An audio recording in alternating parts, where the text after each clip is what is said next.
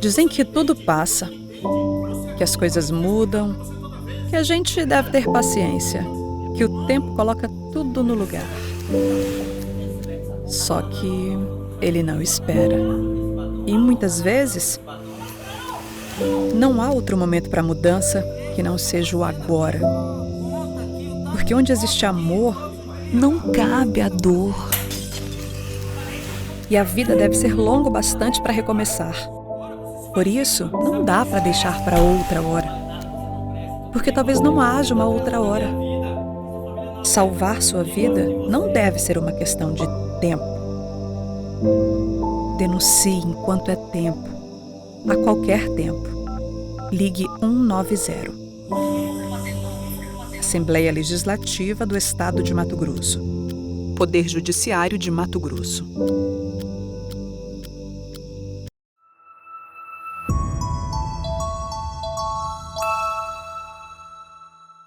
E hoje nós vamos falar sobre um tema que é bastante polêmico e divide opiniões: maioridade penal. Para falar sobre esse assunto, recebemos aqui hoje o advogado Leonardo Bernazzoli, que é presidente da Comissão Penal da OAB Mato Grosso. Seja muito bem-vindo, Léo. Muito obrigado pelo convite. É bastante gratificante estar aqui à disposição da população para tirar algumas dúvidas. Léo, eu já quero começar sabendo de você exatamente o que é a maioridade penal. A maioridade penal é um parâmetro que o Código Penal definiu para quem pode responder por prática criminosa. E quem não pode, responde pelo Estatuto da Criança e do Adolescente como ato infracional, no caso aí os menores de idade. Esse é um assunto que tem sido debatido no Congresso Nacional e também, na sociedade. Sempre que se fala sobre esse assunto, as pessoas se dividem muito, Algumas pessoas são a favor, outras são contra. E recentemente a gente teve alguns casos envolvendo menores de idade que chamaram bastante atenção. Aqui em Várzea Grande mesmo tivemos envolvimento de menores de idade na execução de alguns motoristas de aplicativo, Teve uma outra notícia a nível nacional de um adolescente que acabou assassinando toda a família e durante o interrogatório se mostrou sem nenhum tipo de remorso, enfim. Situações que mexem bastante conosco, enquanto sociedade também, porque a gente encontrar pessoas, adolescentes, jovens, que a gente acredita ser, a gente vê até como criança ainda, cometendo esse tipo de atrocidade, acaba impactando muito, Léo? Com certeza, todos os casos que chocam a sociedade de uma maneira ou de outra, ela ganha sempre enfoque em discussões legislativas. Eu creio que o Brasil tem uma cultura muito legiferante. O Brasil legisla demais, cria lei demais. A cada acontecimento de impacto social se propõe alterações legislativas. Nesse caso específico, quando nós falamos sobre redução da maioridade penal, por óbvio nós vamos encontrar argumentos favoráveis e desfavoráveis de ambos lados, há argumentos muito fortes para redução, há argumentos muito fortes para manutenção, mas eu creio que a sociedade ela precisa evoluir nessa discussão. A gente precisa alterar a lei, mas será que o Estado está pronto para executar essa lei? Eu cito aqui, dentro da área penal, alguns exemplos muito simples. O Código de Processo Penal foi criado em 1941, prevendo ali o regime semiaberto, aberto e regime fechado. Nós estamos em 2024, até hoje nós não temos uma unidade de semiaberto na capital do nosso estado. Então, a gente não consegue cumprir a legislação de 1941 ainda, E o Estado dispõe de riqueza, nós estamos falando de um Estado com bastante capacidade financeira, que era para construir uma unidade de semiaberto. Então, eu creio que, ao invés da gente discutir legislações, majoração de pena, redução de garantias processuais, a redução da maioridade penal, a gente tinha que primeiro discutir a execução dessas implementações legais que já existem, que não são cumpridas hoje, para depois a gente poder discutir uma alteração legislativa, porque a gente precisa pensar no que na lei. A Lei 9 ela vem para trazer eficácia na sua redação.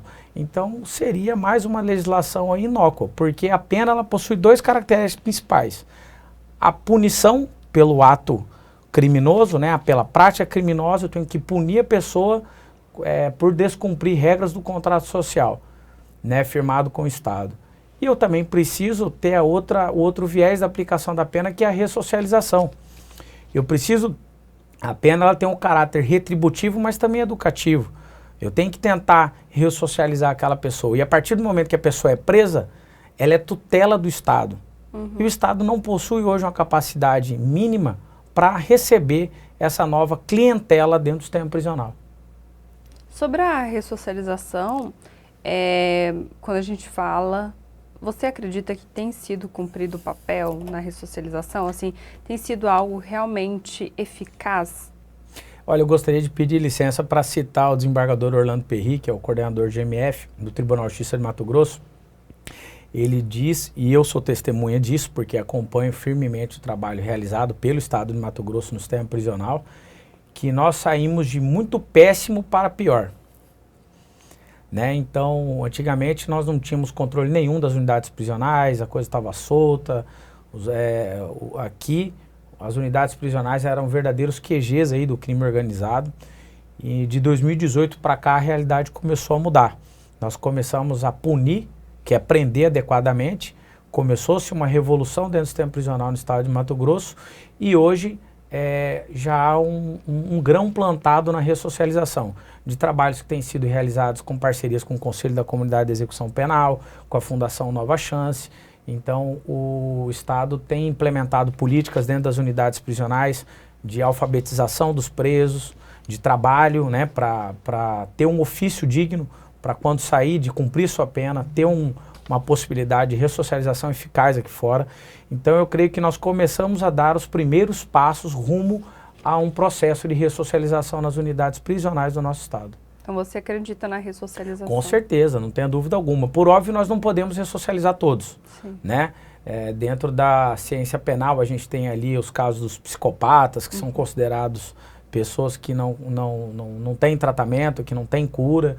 Existem outros criminosos que não têm possibilidade alguma.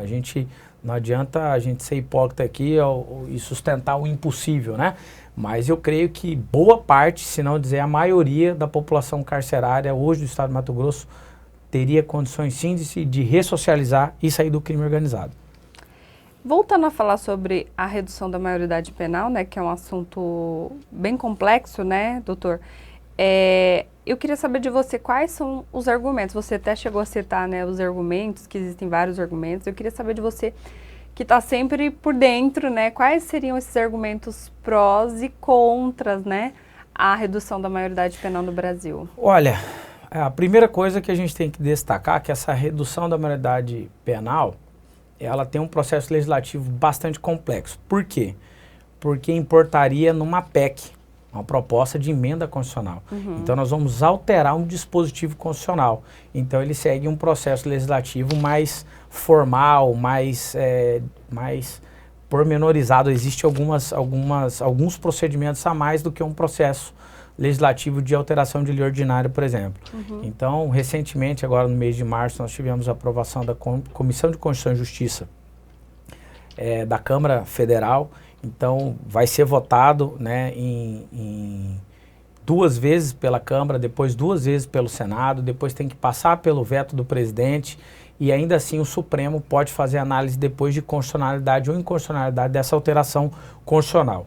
Mas assim, em breve síntese, os argumentos a favor da redução da maioridade. Primeiro, são os crimes chocantes praticados por menores de idade, me permita essa expressão, com alto grau de violência e consciência. Então, se o menor de 18 anos, aos 16 anos, ele já pode votar, quer dizer que ele tem uma noção mínima de civilidade. Se ele tem uma noção mínima de civilidade, ele sabe que ele não pode praticar crime, senão ele tem que ser preso. Então, esse é o principal argumento que a gente vê favorável à redução da maioridade. O segundo argumento é que o dispositivo que prevê a inimputabilidade, ou seja, a impossibilidade do menor sofrer uma sanção penal pelo Código Penal, está previsto no artigo 228 da Constituição da República. E como traz uma garantia que ele diz que os menores de idade são inimputáveis, seria uma cláusula pétrea. E aí vem toda uma discussão sobre segurança jurídica. Se esse dispositivo constitucional é considerado uma cláusula pétrea e nós permitimos a alteração, aí a gente vai estar causando uma insegurança jurídica, podendo alterar vários dispositivos. Esse é um argumento contrário. Nesse mesmo viés, o argumento contra é que o artigo 60 fala que é considerada a cláusula pétrea aquilo que traz redução de garantia constitucional. E no caso não estaria se reduzindo, estaria melhor adaptando a uma realidade brasileira, em palavras mais cognoscíveis. Então, além disso, existe um ponto forte da discussão da redução da maioridade penal. Existe uma possibilidade de que, um argumento que se diz, é que se esses menores, após praticar o primeiro delito, já sofressem as sanções do Código Penal, já fosse para o regime fechado, já começasse a cumprir sua pena, haveria um afastamento deles das organizações criminosas, que hoje vão lá e selecionam alguns menores de idade para práticas criminosas, sabendo da inimputabilidade, ou seja, eles não podem ser presos, vão para a colônia lá e logo já estão soltos. Então, esse argumento firme da redução da maioridade penal é o seguinte: a população não suporta mais a impunidade. Seja de crimes praticados por menores de idade, por maiores de idade, a população não suporta a sensação de impunidade. E, com os menores praticando delitos e não sofrendo a sanção do Estado, a impunidade aumenta. Então, essa sensação de impunidade é o maior argumento para a redução da maioridade penal. Navegando em fundamentação oposta, os argumentos também são muito sólidos. Primeiro, porque se sustenta que esses casos de violência extrema praticado, que chamam a atenção da população, são casos esparsos, são casos que não são praticados com determinada frequência, não é a realidade da minoridade penal. Perfeito? Segundo ponto, que eu entendo que é o mais urgente, eu fiz a introdução no início da nossa conversa, é que o Estado não dispõe de estrutura para abrigar essa nova população carcerária. Além do mais, essa proposta ela navega contra toda a política instituída, né, pelos departamentos especializados do sistema penitenciário de diminuir a população carcerária, trazer outros fundamentos para se retirar, diminuir a população carcerária buscando a ressocialização. O raciocínio é basicamente esse. Cerca de 70% a 80% dos crimes praticados na nossa sociedade são praticados por reincidentes. São pessoas que já entraram no sistema prisional e eles saíram fora. Quer dizer que o sistema prisional atual não funciona. Esse modelo atual não funciona. Então, se nós atacarmos a ressocialização, atacarmos ali uma forma de reduzir o índice de reincidência, nós impactaríamos diretamente na diminuição dos índices de violência praticados na sociedade. E não é inserindo uma população carcerária maior dentro da unidade que nós vamos conseguir isso. Hoje a estrutura já é precária, ela mal suporta a população atual. Se eu colocar lá uma grande quantidade agora de uma alteração legislativa que vai impactar diretamente no aumento da população carcerária, eu posso ter novamente um retrocesso do cenário atual de evolução que nós temos e podemos chegar até um colapso, né? Porque o sistema não vai suportar. Então, o outro argumento que se fala contra a redução da maioridade penal é que o menor tem condições, é mais fácil ressocializá-lo fora do sistema do que dentro do sistema. Então, faltam aí políticas sociais mais eficazes para se atribuir aos menores que praticam desse delito, para retirá-los do mundo do crime. Então, é mais fácil cuidar dos jovens fora do sistema prisional do que dentro do sistema prisional. O senhor seria contra ou a favor dessa redução? Eu entendo e compreendo totalmente a população dessa sensação de impunidade. Sim. Compreendo muito as famílias que são vítimas de atrocidades praticadas por menores, mas afirmo categoricamente, sem titubear, que o Estado não possui condições para receber, para punir e para tratar e recuperar esses jovens infratores. Quando o senhor fala Estado, estamos falando de todo do Estado, do lato país senso, também, né? Todo né? o país, seja presídios federais, Sim. estaduais e por aí vai. Certo. E quais seriam as possíveis consequências, doutor, de uma redução na maioridade penal? Olha, o cenário ele é bastante incerto. Se eu reduzir hoje a maioridade penal, eu vou ter por óbvio, um inchaço enorme dos números da população carcerária. Eu teria um prejuízo muito grande às políticas que hoje são realizadas com o intuito de ressocialização.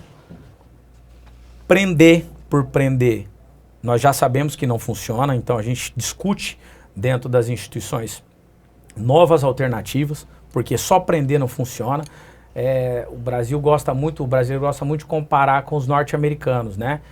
O sistema norte-americano, por ser bastante rígido, sustentar o que a gente chama dentro da doutrina penal de lei e ordem máxima, né? Punir com extremo rigor, tem a maior população carcerária do planeta, né? Isso porque eles ainda detêm pena de morte, prisão perpétua, e os índices de violência não diminuíram. Então, a gente chega ali num exemplo bastante palpável que prender por si só não adianta. Então, a gente poderia ter, inclusive, com o descontrole da população carcerária, a retomada do crime organizado dentro das unidades prisionais, daquelas que o Estado acabou retomando nos últimos tempos, formando um novo QG novamente do crime organizado, e esses menores seriam aliciados para o crime organizado com muito mais facilidade. São diversos pontos, né, para se observar. Você trouxe alguns pontos aí que às vezes a gente nem estava lembrando, porque você está ali, né, diretamente ligado à OAB, sabe diretamente dos direitos, né, das leis. Então é interessante você trazer isso também, né, porque muitas pessoas às vezes só pensam pelo que é, igual você falou, a sociedade está revoltada, né, está cansada dessa impunidade, mas a gente acaba vendo só um lado, né? Quando a gente pensa a nível de Estado, a gente sempre tem que pensar por um lado multifocal, Sim. né? Igual eu falei, compreendo, entendo as famílias das vítimas, a sociedade quer. Acho que se fizer uma enquete hoje da redução da maioridade penal, a gente vai ter um resultado aí talvez até de 90% aí a favor. Só que nós, enquanto instituição, a gente tem que pensar no impacto a médio e longo prazo, né, das alterações legislativas. Então eu falo não só no direito penal, em direito tributário, direito do trabalho. O que se acontece muito no Brasil são proposições legislativas, todo mundo quer alterar a lei não está boa, a lei precisa aumentar, precisamos diminuir, e a gente nunca pensa na parte da execução da lei, né? Vou citar um exemplo clássico aqui. Nós tínhamos a lei de tóxicos antigamente, que punia o usuário de drogas como criminoso. Depois nós tivemos um abolício crimes a respeito disso, que foi a alteração da nova lei de drogas, que criou o artigo 28 e tratou o usuário de drogas como um infrator civil e não como criminoso. E a lei dispunha nesse mesmo artigo 28 que o Estado deveria internar essa pessoa para tratamento, porque verificou que aquela pessoa ali é uma doença, né, o uso de drogas, em vários casos. E essas políticas de tratamento nunca foram criadas pelo poder público. O que aconteceu? Uma norma se tornou totalmente inócua, não serviu absolutamente para nada. E agora a gente tem um retrocesso legislativo, né, dizendo que a pessoa que porta a droga agora, até para uso pessoal, também é criminosa. Então nós já vamos ter uma proposição para aumentar a população carcerária decorrente da ineficiência do Estado em aplicar uma norma nova que tinha sido criada. Então eu vou reduzir a maioridade penal. Tudo bem, eu até aceitaria essa possibilidade, mas nós vamos reestruturar todas as unidades prisionais do Estado? O problema maior que a gente vê nisso, para concluir, é o preconceito. É o preconceito que a própria sociedade tem com o sistema prisional e o próprio Estado com o sistema prisional.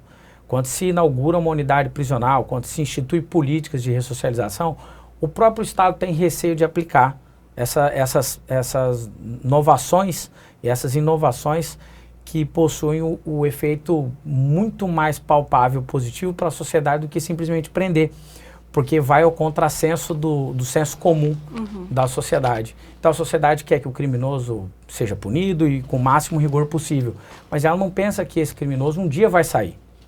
E como que a gente quer que ele saia?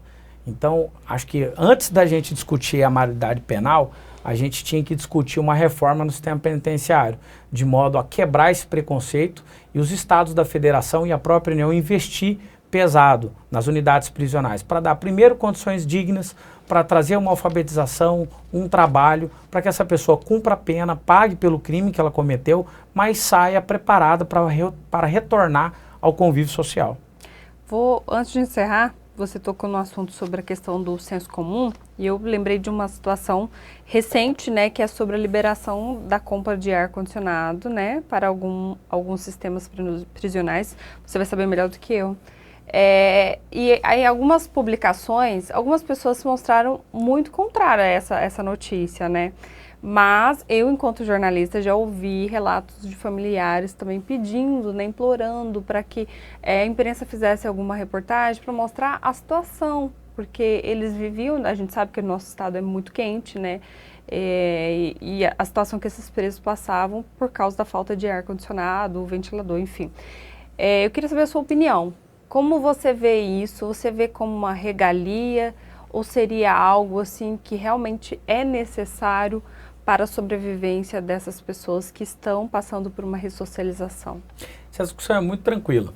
Primeiro a gente tem que ver o seguinte, o preso é tutela do Estado tem responsabilidade de tratá-lo, pena de morte não pode, então o Estado, se a pessoa morre lá, é responsabilidade do Estado, responsabilidade objetiva. Partindo para o próximo lado, nós estamos num estado aqui, numa cidade, vamos citar Cuiabá, por exemplo, que faz uma média de 42 graus de dia, 37, 34 à noite. Então, é quase sobre-humano sobreviver sem ar-condicionado. Ponto. Então, quando nós falamos que o Brasil é signatário do Pacto de São José da Costa Rica, que protege os direitos humanos e as garantias fundamentais, colocar o preso sem uma ventilação adequada já é algo de penas que nós podemos até qualificar como cruenta. Porque aquilo é uma tortura indireta, a pessoa vai minando, vai sofrendo. Nós não conseguimos, às vezes, ficar no quintal das nossas casas ali que não tem ar-condicionado. Você imagina antigamente, em 2018 para trás, eu falo, numa cela de, sei lá, 6x8, onde ficavam 42 pessoas, 6 pessoas deitadas, 6 em pés, revezando com as outras 30 e poucas deitadas, perfiladas umas sobre as outras. Era um estado assim, que não há como a pessoa manter o mínimo de humanidade. Se ela sobrevive aquilo, é um monstro que nós estamos criando. Então, o sistema prisional foi reformado. Hoje, os presos dormem, pelo menos dignamente, num colchão, minimamente. Há um atendimento mínimo a esse preceito da dignidade humana. Seguindo o raciocínio disso, o ar-condicionado, esse projeto que foi instituído pelo GMF, não é para se colocar ar-condicionado em todas as celas. Então, nós não estamos querendo colocar ar-condicionado, videogame, o frigobar nas celas para os presos terem regalias. O GMF simplesmente apresentou uma política de colocar algumas unidades melhor conservadas, né, como se fosse uma cela especial, com ar-condicionado, com uma acomodação mais digna para os presos que tenham meritocracia. Então, vai haver um procedimento, um provimento será publicado, colocando quais presos que podem ter direito a esse local especial. Então, são os presos que, por óbvio, não tenham nenhuma infração disciplinar, ou seja, que vão cumprir e obedecer todos os regramentos dentro da unidade prisional. São presos que vão estar alfabetizando, porque existe uma obrigação deles se alfabetizarem dentro das unidades prisionais, e a gente não pode obrigar, é algo volitivo, então a pessoa tem que sair, partir dela, querer alfabetizar, porque com pós-graduação aqui fora já é difícil arrumar emprego, você imagina não alfabetizado. E o terceiro ponto, trabalho. Então, o preso que trabalhar, que cumprir as regras, que não trouxer problema para o sistema, que não estiver ingresso em organização criminosa, ele vai ter direito, por óbvio, dentro de vários requisitos a serem cumpridos, a dormir num lugar melhor. E que isso talvez sirva de exemplo para aqueles que estiverem em condições ruins, seguir o exemplo daqueles para ter acesso a um lugar melhor. Então, nada mais do que se institui uma meritocracia, né, dentro da unidade. Eu creio que é uma proposta totalmente viável, totalmente legítima, e eu creio que vai trazer bons frutos para a sociedade. Porque aquele preso que cumprir isso devidamente, estiver naquele local e depois que ele atingir a liberdade, eu creio que ele não vai querer errar para voltar de novo lá para o inferninho, diga-se de passagem. Então vão se criar dentro das unidades o quê? O inferno, o purgatório e o céu. Então, aquele preso que mereceu o céu, ele vai estar lá. Só que esse céu é muito bom esclarecer que é só um ar-condicionado, é só um lugar para dormir. Esse preso, para ele ter direito a esse local lá, ele vai ter que estudar, ele vai ter que trabalhar, não vai poder ter infração disciplinar, não vai poder cometer nenhum erro dentro da sua estadia no sistema prisional. Muito bem lembrado, doutor. Muito obrigada, viu, por esclarecer essas dúvidas, né, pra gente, trazer informações importantes também sobre esse tema que é tão polêmico, né? Direito penal é sempre muito polêmico. É a ciência jurídica que prevê as condutas mais graves praticadas por um cidadão e, por óbvio, ela vai afetar muito o senso comum, sempre. E eu creio que a discussão, seja qual argumento que seja colocado, ela é sempre válida, porque a proposição de argumentos sempre vai favorecer a democracia, né? Agora a gente tem que aprender a respeitar os lados opostos. Eu acho que aí é válido a discussão. Com certeza. Muito obrigada. De nada, até mais. Se você gostou da nossa entrevista, deixe aí o seu comentário pra gente, compartilhe também nas suas redes sociais.